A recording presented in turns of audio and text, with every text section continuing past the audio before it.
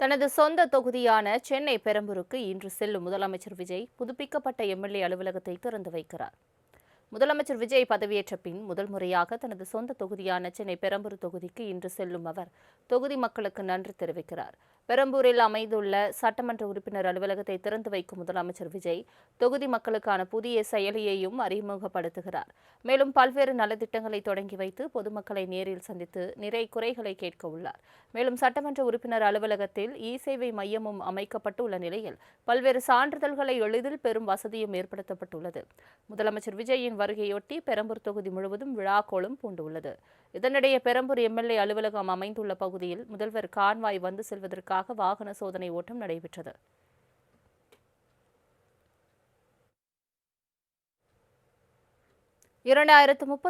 ஆண்டில் தமிழகத்தில் ஆட்சி மாற்றம் நிச்சயம் ஏற்படும் என அண்ணாமலை நம்பிக்கை தெரிவித்துள்ளார்.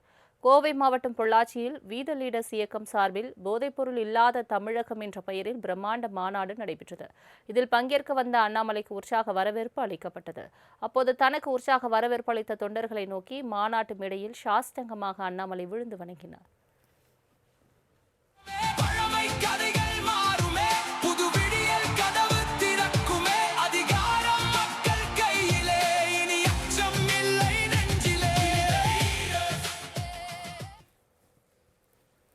தொடர்ந்து மேடையில் பேசிய அவர், மெய்யான சமூக நீதி, நிலையான வளர்ச்சி, வேளாண்மையில் எழுச்சி என்பதே வீத லீடர்ஸ் அமைப்பின் நோக்கம் எனவும், பண்பாட்டு மீட்சி, ஆட்சியில் புரட்சியை வீத லீடர்ஸ் அமைப்பு ஏற்படுத்தும் எனவும் தெரிவித்தார்.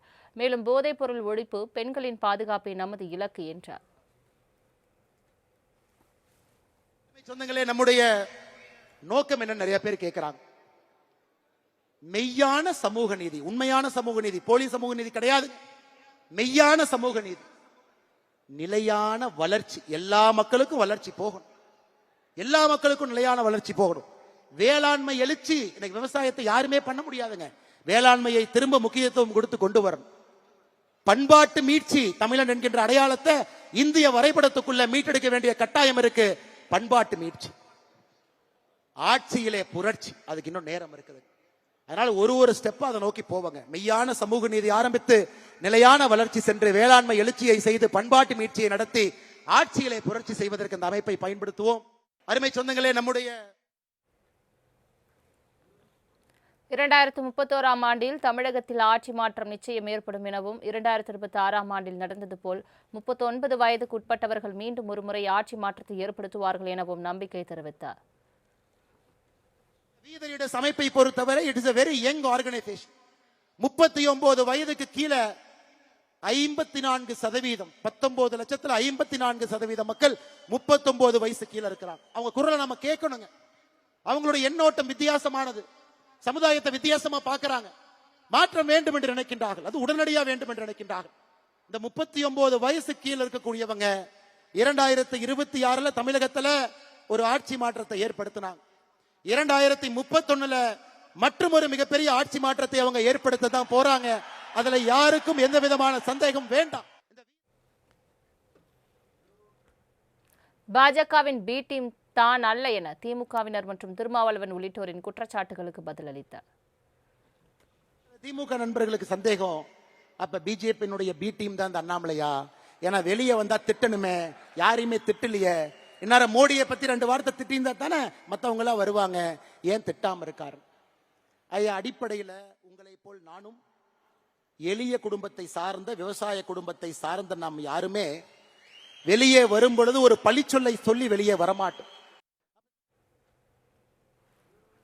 தாவேக ஆட்சிக்கு இடையூறு ஏற்படுத்தும் மாநாடு அல்ல என கூறிய அண்ணாமலை, தாவேகாவில் எம்எல்ஏக்கள் மற்றும் அமைச்சர்கள் புதியவர்கள் என்பதால் தடுமாறுவதாகவும், அவர்கள் தூக்கிவிடுவது நமது பொறுப்பு எனவும் கருத்து தெரிவித்தார்.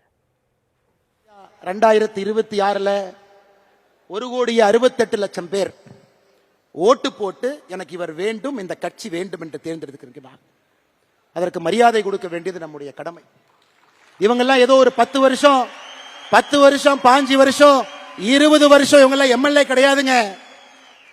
தட்டு தடுமாறி அரசியல்ல இன்னைக்கு எம்எல்ஏ ஆனவங்க தான் பல பேர். டிவிக்கேல எல்லா அமைச்சர்களும் முதல் முறை அமைச்சர்கள், அண்ணன் செங்கோட்டையன் அவர்களை தவிர எல்லாரும் ஃபர்ஸ்ட் டைம்.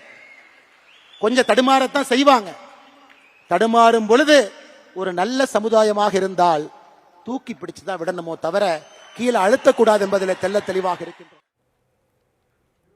மதத்தை தூக்கி பிடிக்க வேண்டிய அவசியமில்லை என கூறிய அவர் சாதி மதத்தை வீட்டிலேயே வைத்து பூட்டிவிட்டு பொது மனிதனாக மாறுவோம் என அழைப்பு விடுத்தார். 200 வைக்கிறேன், பொட்டு வைக்கிறேன், குங்குமம் வைக்கிறேன். வீட்டிலிருந்து வெளியே வரும் பொழுது என்னுடைய மதத்தையும் சாதியையும் வீட்டிலே வைத்து பூட்டிவிட்டு சாமானிய மனிதராக, அனைவருக்கும் பொதுவான மனிதராக உங்கள் முன்னால் இருக்கின்ற மதத்தை ஒரு முறையும் தூக்கி பிடித்து காட்ட வேண்டிய அவசியம் இல்லை. நான் ஒரு இந்து மதத்துல வீட்டில் வச்சு பூட்டிட்டு வெளியே வந்தாவே உண்மையான ஹிந்து அனைவரையும் சமமாக பார்ப்பான், அனைவரோடும் சமமாக இருப்பான், யாரும் பெரிது யாரும் சிறிது என்று பேச மாட்டான், அனைவரும் ஒரே நேர்கோட்டு பாதையில் செல்ல வேண்டும் என்று சொல்வான். அதாங்க என்னுடைய